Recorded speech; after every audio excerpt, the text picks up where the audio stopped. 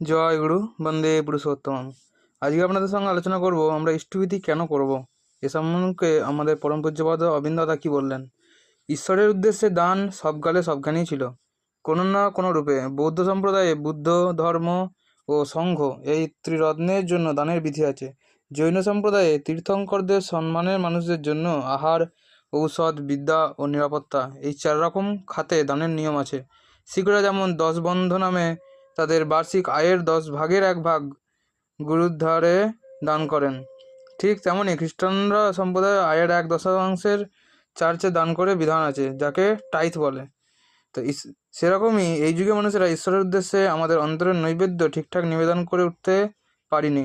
ঠাকুর তাই আমাদের খুব সহজ করে ধরিয়ে দিলেন, আমাদের ইষ্টবিধি শিখিয়ে দিলেন কেমনভাবে আমরা এই যুগের মতন করে গুরুর সেবার জন্য অর্ঘ্য নিবেদন করব। জয় গুরু, বন্দে পুরুষোত্তম।